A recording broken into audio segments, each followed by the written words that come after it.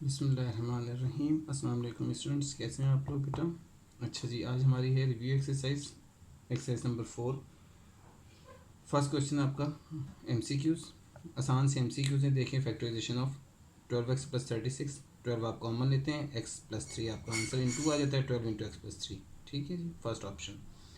Factor of 4x² - 12x + 9, इसकी factorisation आप करते हैं वो मिड टर्म ब्रेक करके, तो आपके पास और उससे भी हो सकता है। और ये आपका कंप्लीटिंग स्केयर का फॉर्मूला बना हुआ है। देखें, ये 2x का होल स्केयर लिख सकते हैं, इसे हम +3 का होल स्केयर कह सकते हैं, -2 × 2a × 3 यही बनता है। तो ये 2x - 3 का होल स्केयर यानी ये बन जाता है। ये आपका आंसर आ जाता है। ACF of a³ b³ and ab² इस क्या होगा। देखिए, ACF मैंने बड़ा आसान सा तरीका आपको बताया था। इन दोनों में a में कौन सा छोटा है कौन सा बड़ा है आपको नज़र आ रहा है। a³ और a में a छोटा है, वो आपका आ जाएगा आंसर। और b³ और b² में b² छोटा है, b² आंसर, यानी ab² आपका ACF आ जाता है। ab² आपका ACF आ गया। ठीक है, आसान सा क्वेश्चन है बिल्कुल। इसके बाद में आपका ये आगे एलसीएम निकालना है आपने। 16x² 4x एंड 3 30xy इस ये आप सॉल्व करेंगे। सॉल्व करके आपका ये एलसीएम आ जाता है। ठीक है, इसको सॉल्व करना भी कोई मुश्किल नहीं है, ये आपने पहले भी किया हुआ है, मैंने भी ये इसे रफली इस तरह सॉल्व करके दिखाया था। देखिए, 16x² है, ये 4x, ये 30xy, ये हमने एलसीएम ले लिया सबका। फैक्टराइजेशन आप एलसीएम लेके इसका 16 का ये आंसर आता है, 4 का ये आ जाता है, 30 का ये आ जाता है। x² और xy, इसमें आपको कॉमन नॉन कॉमन ढूंढने जो तरीका भी मैंने बताया था, सबसे बड़ी इसमें x² है, यानी कि जो चीज़ ज़्यादा दफ़ा आई हुई है वो x² है, वो आ जाएगा। और यहाँ से आपके पास y एक दफ़ा आया हुआ है, वो आ जाएगा। इधर से आप देखें 2 जो है 4 टाइम्स आया हुआ है, 2 4 टाइम्स आ गया। उसके अंदर 3 1 टाइम है, 5 1 टाइम है, वो आ गया। तो टोटल आपने इसका किया 240x²y, यानी कि आपका आंसर आ गया 240x²y। Product of LCM and HCF क्या होता है, is equal to product of two polynomials. ठीक है, लास्ट एक्सरसाइज में आपने पढ़ा हुआ है formula. Square root of x² - 6x + 9, ये भी आपका कंप्लीटिंग स्केयर हो जाती है, x - 3 का होल स्केयर। तो x - 3 उसका आंसर आ जाता है स्केयर रूट, प्लस माइनस के साथ x - 3। आप एलसीएम देते हैं इसका और इसका एलसीएम जो है आपके पास a - b होल की पावर 4 आ जाएगा, क्योंकि दोनों सेम वैल्यूज़ हैं। तो दोनों सेम वैल्यूज़ हैं, तो इसमें देखें a - b whole square, a - b whole square इसका कॉमन आ जाता है और a - b होल स्केयर बच जाता है। या दूसरे लफ्ज़ में मैंने आपको बताया था एलसीएम में क्या होता है, जो ज़्यादा दफ़ा आई हुई रकम होती है, रिपीट हुई भी ज़्यादा बार होती है, वो हमारा आंसर होता है एलसीएम। तो इसमें a - b की 4 ही बड़ी वैल्यू है, वही ज़्यादा बार रिपीट हुई है, इसलिए वही आपका आंसर है एलसीएम। ठीक है, उसके बाद में आपके पास फैक्टराइजेशन है इसकी सिंपल सी फैक्टराइजेशन, ये a + b होल क्यूब का फॉर्मूला बनता है। ये a³ आ जाएगा x की 3, ये 1 की 3 आ जाएगी, ये बीच में आएगी +3a² b वाली, और ये 3ab² वाली वैल्यू। तो ये x + 1 होल क्यूब का आंसर है। ठीक है, cubic polynomial has degree, cubic polynomial जो होता है क्यूब 3, पावर उसकी 3 होती है। ठीक है, क्यूबिक पॉलिनोमियल की, जैसे हमारे पास उसकी जो होती है, क्या नाम है, क्या कहते हैं उससे यार, क्वाड्रेटिक जो होती है वो आपकी पावर 2 होती है, क्यूबिक आपकी पावर 3 होती है। ठीक है, अच्छा जी, factor is the following expression. अब यहाँ से है, अच्छा ये नहीं, सॉरी, ये लास्ट रह गया आपका। वह one of the factor of x³ - 27 is, इनमें से बताना है कौन सा एक फैक्टर है। अब x³ - 27 आपका a³ - b³ की फॉर्म बनती है, यानी x की 3 - 3 की 3, x की 3 - b की 3, a की 3 - b की 3 का फॉर्मूला है, जिसका फॉर्मूला आंसर होता है आपका a - b, यानी x - 3 आ जाएगा, और आगे x² + 3x + 9 आता है। तो x² + 3x + 9 वाली वैल्यू कोई भी नहीं है, इसने एक ऑप्शन दी थी बहुत, ए एंड सी। तो ए तो है, सी नहीं है, क्योंकि अगर यहाँ प्लस होता तो होती, तो इसलिए सिर्फ और सिर्फ ए ही आपका आंसर है, ये पार्ट। ठीक है, आगे आपके factor is the following expression, आगे क्वेश्चन शुरू हो जाते हैं, हम वो करते हैं सॉल्व करके। फर्स्ट क्वेश्चन का फर्स्ट पार्ट आपका, सेकंड क्वेश्चन का फर्स्ट पार्ट, 4x की 3 + 18x इसके -2 12x। इसमें से आप देखें 2x आपका कॉमन आता है, पहले तो 2x हमने कॉमन लिया, तो 2x इसके + 9x - 6 आया। क्वाड्रेटिक एक्सप्रेशन आई है, और थोड़ी सी कन्फ्यूजन मुझे हो गई थी, मैं समझा था क्वेश्चन गलत है, क्योंकि ये फैक्टराइजेशन नहीं हो रही है, मिड टर्म ब्रेक नहीं हो रही थी इसकी। तो फिर आंसर देखा तो पता चला यही आंसर है, तो यहाँ तक ही क्वेश्चन करना है, आगे करना ही नहीं था ये। ठीक है, उसके बाद में हमारा सेकंड पार्ट है, वो आपका a³ + b³ का फॉर्मूला है। ये देखेंगे, ये x की 3 और ये 4 की 3 और y की 3 बनता है, ये 64। मैंने इसे और ज़्यादा सिंप्लीफाई करके लिखा है, ताकि जिनको बच्चों समझ नहीं आती उनको और ज़्यादा बेहतर तरीके से समझ आ जाए। देखें, 64 4 का क्यूब होता है, तो अब हम इसे 4y का होल क्यूब कह सकते हैं। तो इसको हमने लिख दिया x की पावर 3 और ये 4y की पावर 3। अब ये देखें, ये a³ + b³ की शेप बन गई, तो अब हम इसे a³ + b³ के फॉर्मूले से खोल देंगे, a + b आ गया, आगे a का स्क्वायर और ये b का स्क्वायर आता है, और इन दोनों का प्रोडक्ट आता है माइनस के साथ, क्योंकि प्लस वाले में माइनस आता है बीच में, ठीक है। अब इसे हमने खोल दिया तो एक्स स्क्वायर माइनस 4xy और प्लस 16y स्क्वायर आ गया। इसके साथ ये इसका आंसर आ गया। थर्ड पार्ट जो है इसका, ये भी क्यूब का फॉर्मूला बनता है, x cube y cube minus 8 दिया हुआ उसने, इसको तो हम सीधा सीधा एक्स वाई का होल क्यूब कह देंगे और 8 को हम 2 का क्यूब कह देंगे। अब देखेंगे फिर ए क्यूब माइनस बी क्यूब की शेप बन गई। अब हम इसे ए माइनस बी इस तरह से कहेंगे, ए माइनस बी ये आ गया, आगे ए का स्क्वायर, ये रहा बी का स्क्वायर, और इन दोनों का प्रोडक्ट प्लस के साथ, क्योंकि माइनस है तो प्लस के साथ, ठीक है। अब हमने इसे सॉल्व करके लिख दिया तो x square y square plus 2xy और प्लस 4, ये आपका आंसर आ गया। फोर्थ पार्ट है आपके पास minus x square minus 23x minus 60। तो फिर आपके पास देखिए वही चीज़ आ गई कि मैंने आपको बताया हुआ कि माइनस जब आता है शुरू में तो हमने माइनस कॉमन ले लेना होता है, या माइनस कॉमन लेते हैं तो तीनों का साइन प्लस का हो गया। अब आप 60 का एलसीएम लेते हैं तो आपको नज़र आ जाएगा 20 और 3 सीधा सा फैक्टर बनता है आपका, ठीक है। अब देखें आपके पास 20 + 3 23 भी होता है और 23 = 60 भी होता है, ठीक है। अब यहाँ से x कॉमन ले लें इन दोनों में से तो x + 20 बच गया, और यहाँ से 3 कॉमन ले लेंगे दोनों में से तो 3 आया, तो यहाँ भी x + 20 बच गया। अब आपके पास इसका आंसर आ गया x + 20 कॉमन में, और यहाँ से x + 3 बच गया, माइनस एज इट इज़ आता गया, ठीक है। ये आपकी फैक्टराइजेशन होगी इसकी। फिफ्थ पार्ट है 2x के प्लस 7x + 3। फिर आपकी कंप्लीटिंग वही फैक्टराइजेशन होनी है मिड टर्म ब्रेक से। 2 3 = 6 बनता है ये टोटल, ठीक है। हमने इसे इस तरह 7 को इस तरह ब्रेक करने के मल्टीप्लाई करें तो 6 आंसर आए, और प्लस करें तो 7 आए, क्योंकि प्लस ही करना है, प्लस वाले ही आए। तो 6 + 1 सिंपल सा है इसका भी, ये भी फैक्टराइजेशन इसकी मिड टर्म ब्रेक आसान से। तो 6 + 1 7 भी है, और 6 × 1 = 6 भी बनता है, ठीक है। टोटल यहाँ से 2x कॉमन लिया तो x + 3 बच गया, यहाँ से 1 कॉमन ले लेंगे तो x + 3, अब x + 3 कॉमन आ गया, यहाँ से 2x + 1, ठीक है। x³ + 64 ये आपका क्वेश्चन आ जाता है। अब इसकी प्लस की वजह से फैक्टराइजेशन में आपको थोड़ी सी डिफ़िकल्टी आती है कि ये कैसे करेंगे। तो ये इस टाइप के क्वेश्चन हमने पीछे कर लिए थे, 4.3 में था शायद, ये 4.2 या 3 के क्वेश्चन। x³ + 64 देख लीजिएगा आप, x³ का स्क्वायर लिखा प्लस 8 का स्क्वायर लिखा, ठीक है ना, कि a² + b² की शेप बन गई पहले। अब हमने क्या किया, 2ab अपनी तरफ से लिखा, 2a and b। अब आप देखें यहाँ से यहाँ तक ये आपका a + b होल स्क्वायर का फॉर्मूला बनता है इस तरह से। ये हमने a + b या a - b होल स्क्वायर का फॉर्मूला ही बनाना होता है। नॉर्मली हम सब में a + b होल स्क्वायर ही बना रहे हैं यहाँ पे, ठीक है। तो ये a + b होल स्क्वायर का फॉर्मूला बना। अब ये जो चीज़ थी ये एक्स्ट्रा है, ठीक है। आपके पास ये x³ है, ये 64 है, तो ये मैंने अपनी तरफ से लिखा है। तो आपको पता है मैथ में कुछ भी अपनी तरफ से नहीं होता, इक्वल का मतलब ये होता है कि ये चीज़ और ये चीज़ बराबर होनी चाहिए। तो ये चीज़ बराबर तभी होगी जब मैं माइनस भी कर दूंगा, जो नंबर मैंने ऐड किया हुआ है, यानी कि 16x² मैंने ऐड किया इसमें, तो वही हमने माइनस भी कर दिया, ठीक है। इससे क्या हुआ, क्वेश्चन आपका बैलेंस है, अब ये चीज़ इसकी इक्वल है, ठीक है। लेकिन हमने अब इसे सॉल्व करने के लिए शेप बनाई है, यहाँ से यहाँ तक को हम x² + 8 का होल स्क्वायर कह देंगे, क्योंकि ये इसका फॉर्मूला बनता है a + b होल स्क्वायर करके। a आपका x² है, ठीक है, ये आ गया।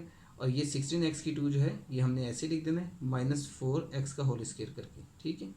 अब भी ये चीज़ बैलेंस ही है, क्योंकि अगर मैं इसे ओपन करूँगा तो ये चीज़ बनेगी और ये चीज़ तो कैंसिल होकर फिर वही चीज़ रहेगी, ठीक है। तो ये इक्वल का मतलब यही है कि ये इक्वल रहेगा, लेकिन सिर्फ हमने शक्ल चेंज करनी होती है उसकी, ठीक है। अब देखें ये पूरा a बन गया, a² माइनस ये b² बन गया, तो ये आपको a + b और a - b, ये आपका आंसर आ गया। अब इसे तरतीब से हम लिख देते हैं, बेहतर होता है कि आप x² x और फिर बगैर x वाली इसी तरह से ये भी तरतीब के साथ दे दें। तो ये वो क्वेश्चन है जो हमने पीछे किए हुए हैं, उम्मीद है आपको दोबारा से याद आ गया होगा कौन से क्वेश्चन थे। 7 पार्ट है x³ + 2x² + 9, ये भी वही क्वेश्चन है। इसमें आपने x⁴ को x² का स्क्वायर कह दिया, और ये सेंटर वाली को छोड़ के 3 का स्क्वायर, क्योंकि ये स्क्वायर में बनती है इजीली 3 का स्क्वायर। और वैसे भी उसकी रीज़न मैंने आपको सारी उसमें एक्सरसाइज में समझाया हुआ था कि हम ये वाली वैल्यू नहीं लेते हैं, क्योंकि फिर हमारा क्वेश्चन सॉल्व नहीं होता है। ये वैसे भी स्क्वायर में नहीं बनता है, क्योंकि 2 की वजह से स्क्वायर नहीं बनता है। लेकिन बाजू का 2 नहीं भी होता है, सिर्फ x² भी होता है, तो भी हमने इसको नहीं लेना, बल्कि ये जो कांस्टेंट वाली वैल्यू है इसको हमने लेना है, ठीक है। ये आपका x² का स्क्वायर यानी a² आ गया, ये 3 का स्क्वायर b² बन गया, और आगे हमने लिखा +2a × b, चीज़ ये आ गई। ये आपका 6x² आ गया। जो 6x² आपने ऐड किए उसी तरह से आपने जैसे पिछले क्वेश्चन में किया तो उसी तरह ये माइनस भी कर देंगे 6x², ठीक है। अब फ़र्क सिर्फ ये आएगा कि वहाँ तीसरी वैल्यू नहीं थी, यहाँ पे है, ये लास्ट में हमने यहाँ पे लिख देनी इसके साथ, ठीक है। तो यही काम आपका यहाँ तक वही है पुराना, ये आपने नया जो चीज़ यहाँ थी वो आपने दोबारा यहाँ लिख दी, ठीक है। अब ये आपका दोबारा से फॉर्मूला बन गया, यहाँ से यहाँ तक x³ + 3 का होल स्क्वायर, ठीक है। यहाँ से यहाँ तक का ये फॉर्मूला बन गया, देखें a² + b² + 2ab, ठीक है। आगे ये -6x3 + 2x3 का आंसर क्या आ गया, -4x3। अब देखिए इसका फ़ायदा हमें यही हुआ कि इसकी वजह से ये कंप्लीटिंग स्क्वायर बन रही है, ये आपके पास दोबारा से स्क्वायर में स्क्वायर वाली फॉर्म आ रही है। 4x3 आ गया, जिसे हम 2x का होल स्क्वायर लिख देंगे। अगर 6 होता है यहाँ पे तो 6 को मैं होल स्क्वायर में लिख नहीं सकता था, ठीक है। तो इसी वजह से ये उसने इस तरह से क्वेश्चन दिया, तो आपको यहाँ 6 देख के आया वो, ताकि -6 + 2 से -4 बन जाए। अब ये आपके पास सिंपल सी वही शेप बन गई, ये पूरा a आ गया, a² माइनस ये पूरा b² तो आपने इसे a + b a - b लिख दिया। आगे उसे हमने तरतीब से लिख दिया, ठीक है।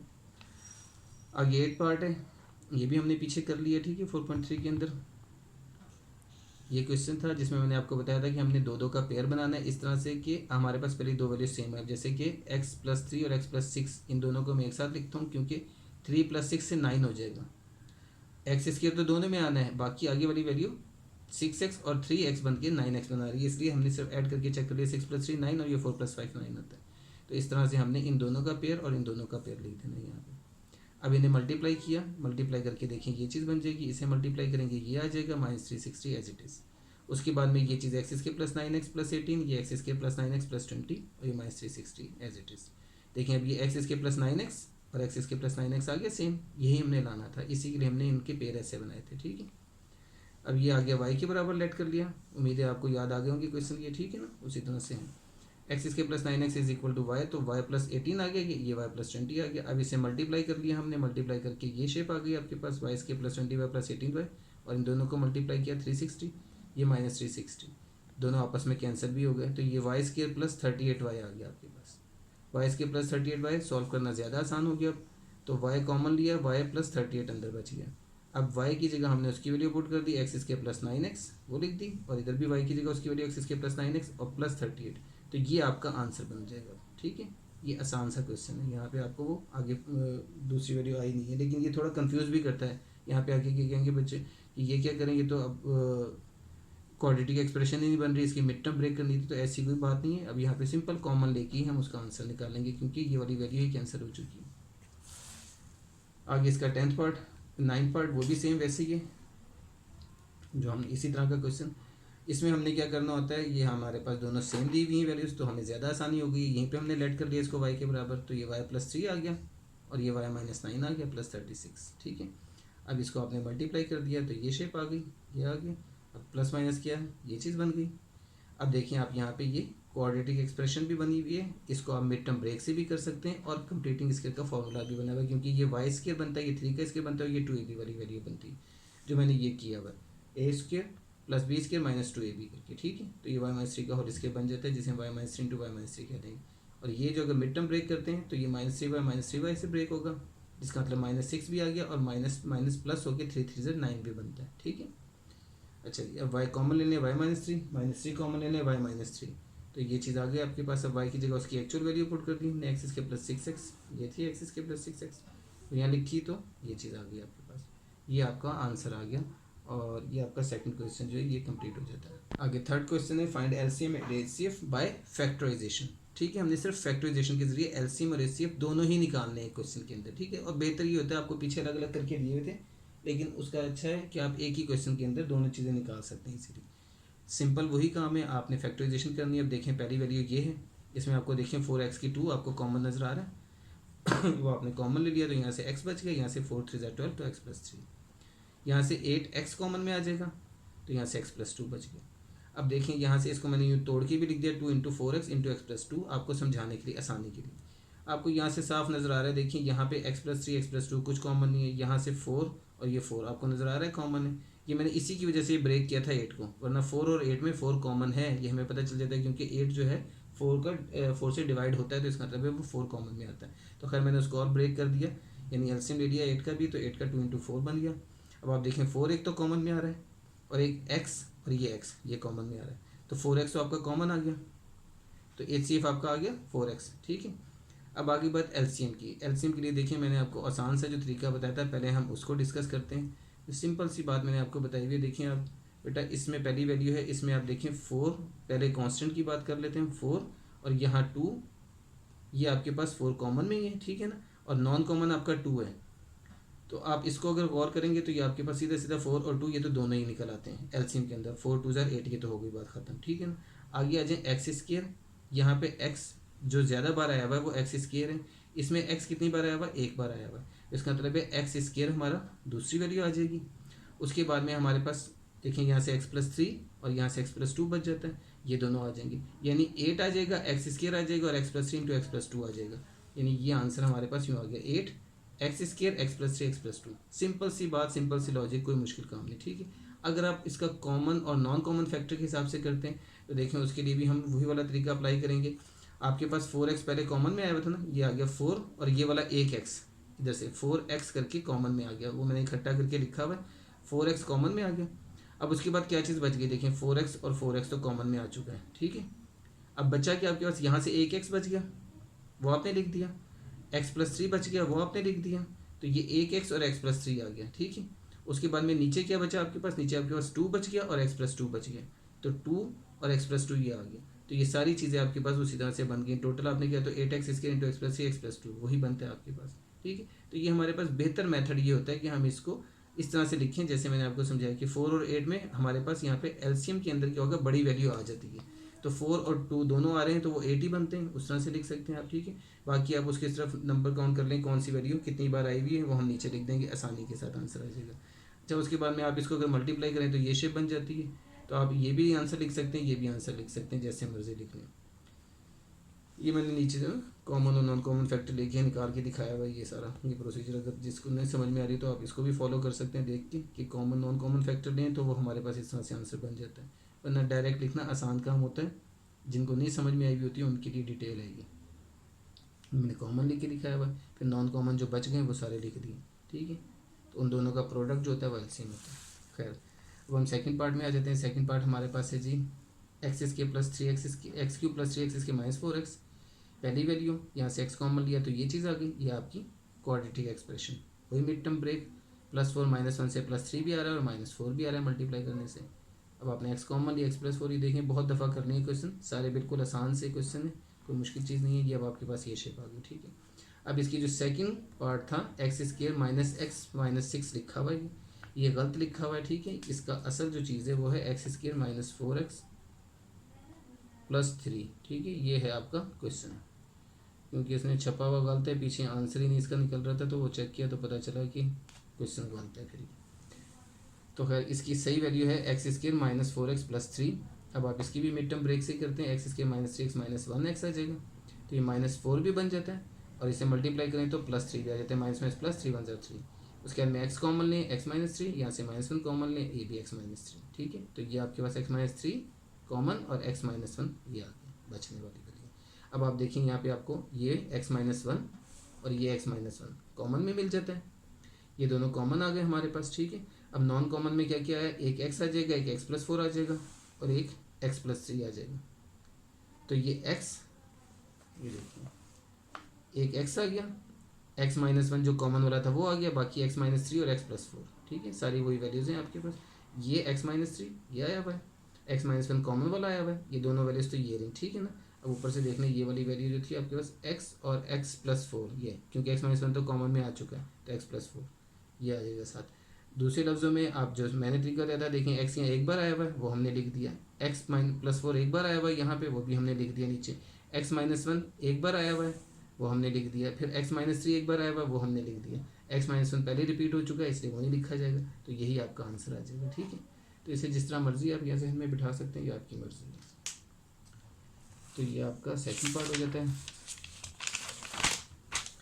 थर्ड पार्ट है x² + 8x + 16 x² - 16।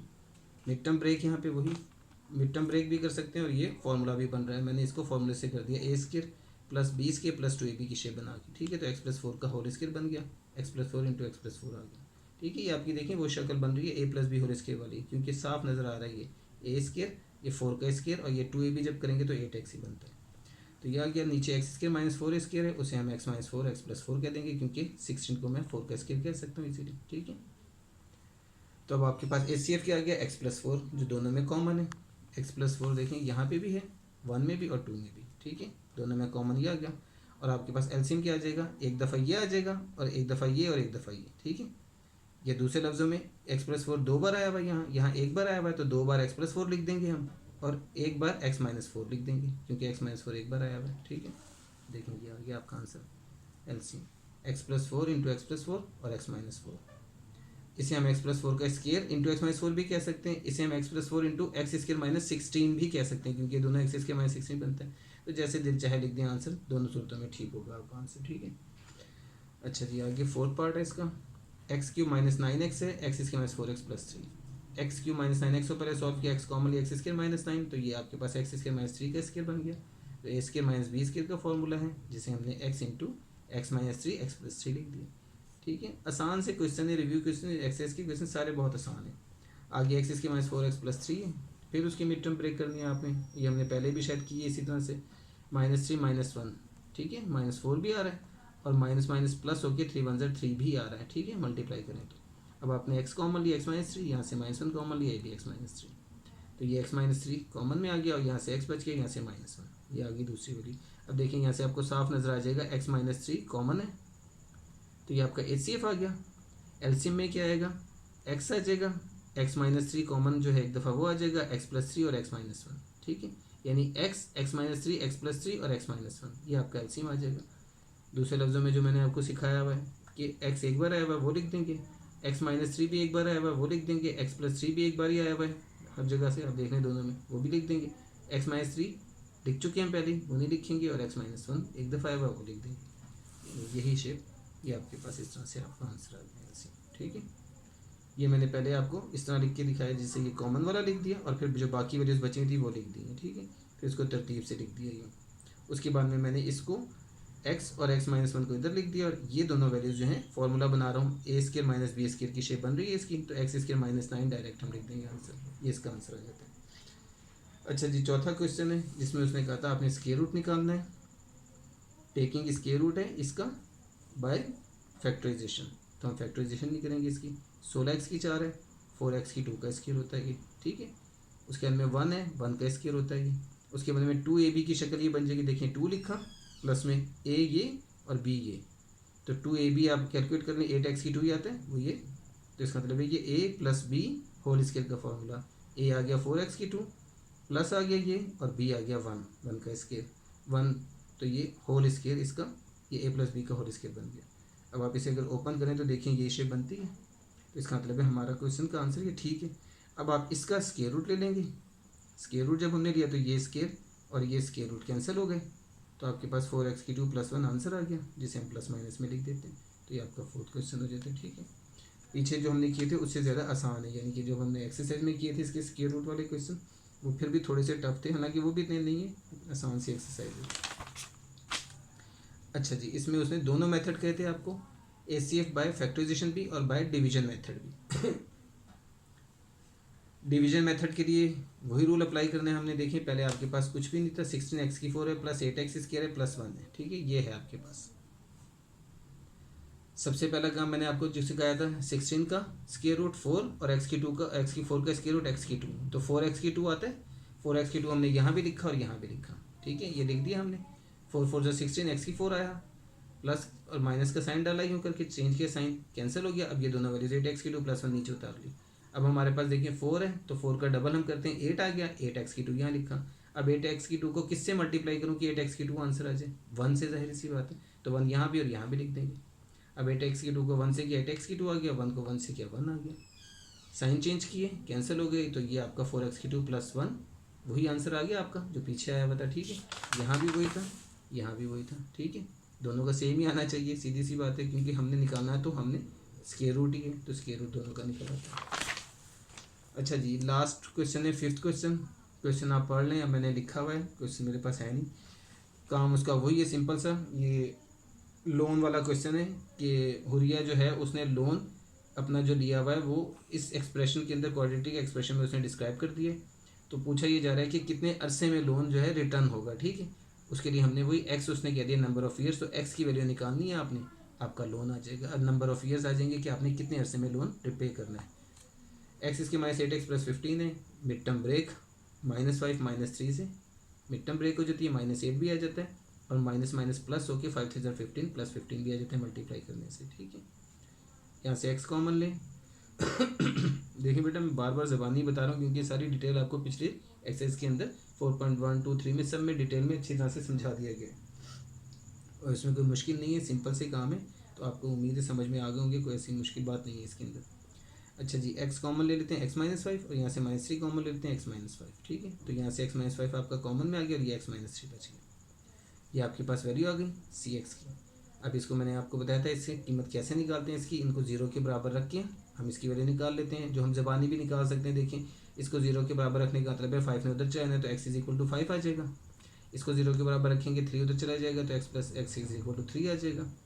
नहीं तो आपको मैंने इस तरह भी बताया था कि यहाँ x-5 है तो x इसका अपोजिट साइन यानी +5, इसका अपोजिट साइन यानी +3। तो x=5 ईयर्स और x=3 ईयर्स, यानी 5 साल या 3 साल दोनों वैल्यूज़ आपके पास हैं कि आप x=5 ईयर्स या 3 ईयर्स के अंदर हुरिया जो है अपना लोन वापस कर सकता है या कर सकती है, पता नहीं लड़का या लड़की, ठीक है। तो खैर ये देखें, इस तरह से मैंने आपको बताया थी ये सारी बात। x-5 है, ये रफ में करने वाला काम है, अपने क्वेश्चन में नहीं करना। तो x=5 ही बन जाएगा, -5 जब इधर आएगा तो +5 हो जाएगा। इसी तरह से x-3=0 है तो x=0+3 यानी 3 आ जाएगा, ठीक है। तो ये आपकी एक्सरसाइज कंप्लीट हो जाती है। जल्दी जल्दी इसीलिए करवा दिए क्योंकि इसमें कोई नई चीज़ ऐसी ख़ास चीज़ चेंज कोई भी नहीं था, सारा काम वही है जो आपने पीछे किया हुआ है और जो आपको बहुत अच्छी तरह से पीछे समझाया हुआ है। तो आपकी रिवीजन ही हो जाती है इस तरह से इसमें, ठीक है। तो हमारा माशाल्लाह चैप्टर ख़त्म हो गया, 4 चैप्टर। मुझे दीजिए इजाज़त, अल्लाह हाफिज़।